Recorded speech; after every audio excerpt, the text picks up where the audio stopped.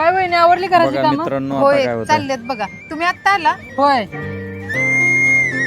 बरं थांबा, मी तुम्हाला पाणी घेऊन येते. अहो काय वहिनी एवढी पूर्ण हातातलं काम बघा, सोडून नंतर पाणी कळेल द्यायचं काय तुम्हाला नडलंय? शेवटचं. माझं मी घेतो की हातानं, तुमचं तुम्ही काम आवरा.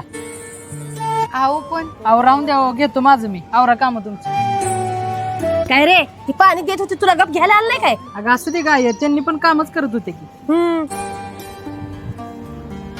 ए किरण्या एवढं चल बघून. जेवायला, मला लय भुका लागले त्या. बरं थांब वहिनीला बोलवतो. तिला कशाला बोलावं लागलास? बघा, तुझी हा भांडी काय घासून म्हणतो. झाली होती ती जेवल. अगं आई घरात आपण येऊन जाऊन 3च माणसं आहे, सगळी सोबत जीव आहे की, आणि त्या पण आपल्याच घरात येत्या, हे विसरू नकोस. आणतो बोलवून त्यासनी, तवर जेवाय वाढ. हो वहिनी चला जेवायला. अहो भाऊजी तुम्ही जेवून घ्या, मी भांडी झाल्यावर जेवते. अहो राहू दे भांडी परत घासा, चला जेवायला आधी.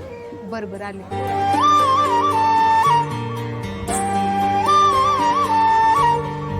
धीर भाऊजांचं लय दात काढून काम चालू आहे ती. येऊ दे किरण्याला घराकडे, दाखवतो त्याला. ए किरण्या तू काय वागतोस, तुला कळतंय का? का काय काय झालं? कुठले दीर वहिनी ती एवढं दात काढून राहते ती?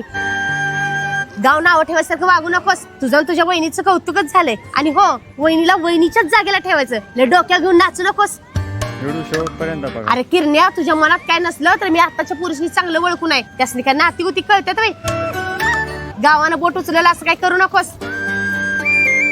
अगं आई काय बोलते, तुला कळतंय का? तुझ्या डोक्यावर झालाय परिणाम, तुला समजावण्यात काय अर्थ नाही. सासूबाई काय एक बोलायचं होतं. तुम्ही आत्ताच्या भाऊजींसोबत बोलत होता ते मी सगळं ऐकलंय. मग खरं आहे तीच बोलल्या, काय खोट आहे त्यात? सासूबाई ह्या घरात जेव्हा मी लग्न करून आले तेव्हा मी ह्याच घरात आई वडील बहीण भाऊ ही नाती बघितली. आणि मी भाऊजींना जसा माझा लहान भाऊ आहे तसंच मी लहान भावासारखा जीव लावते. आणि ते सुद्धा मला एखाद्या मोठ्या बहिणीसारखं मानतात.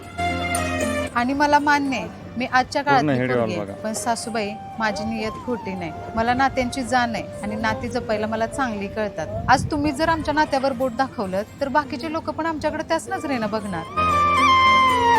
आणि तुम्ही घरचेच असून जर आमच्या नात्याला असं चुकीचं समजलं तर बाकीच्या लोकांकडनं काय अपेक्षा ठेवणार? त्यामुळे सासूबाई तुम्ही स्वतःच तुमचे विचार बदला, मग बाकीचे लोक सुद्धा आमच्याकडे चांगल्याच नजरेनं बघतील. सुनबाई काय चुकीचं बोलत नाही, ती बी बरोबरच बोलते. आमच्या टायमाला कुठला असलं दीर भाऊजी बोलत बसत कॉमेडी होती. फार आहे. माझाच विचार वाईट आहे ते, मीच त्यांच्याबद्दल विचार वाईट केला. जाऊन मीच पुरगीला समजवते.